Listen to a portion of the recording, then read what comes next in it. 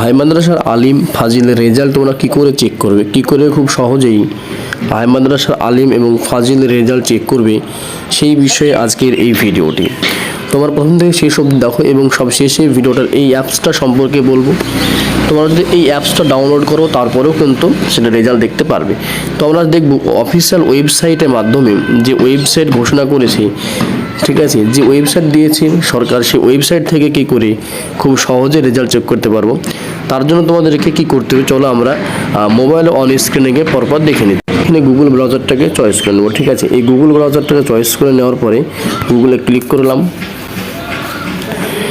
গুগলে ক্লিক করার পর তোমরা এখানে সার্চ করবে, এই যে সার্চ বাটনটা তোমরা দেখছো এখানে সার্চ করবে, ঠিক আছে। সার্চ বাটনে আমি যেটা লিখেছি wbnic.in, এইটা লিখে তো এই যে আমি যেটা লিখেছি WB রেজাল্ট নিক, তো এইখানে নিচে একটা অপশান চলে এসেছে, এই অপশানটা তোমরা ক্লিক করবে।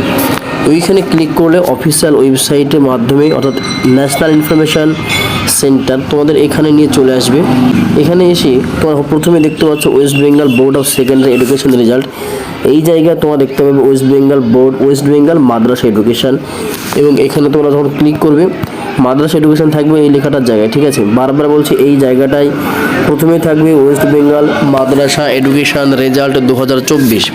তো এইখানে তোমরা ক্লিক করবে, লেখাটা যখন থাকবে এবং ওই লেখাটার পর ঠিক এইরকমই পেজ তোমাদের সামনে আসবে, ঠিক আছে। এইরকমই একটা পেজ তোমাদের সামনে চলে আসবে। এখানে লেখা থাকবে মাধ্যমিক মাদ্রাসা আলিম ফাজিল রেজাল্ট 2024, তোমাদের roll number, date of birth এবং ক্যাপচার কোড দিয়ে সাবমিট অপশানে ক্লিক করলে খুব সহজেই কিন্তু তোমরা রেজাল্ট চেক করে নিতে পারবে। এবং আরও যেটা বলছিলাম, তোমরা প্লে স্টোরে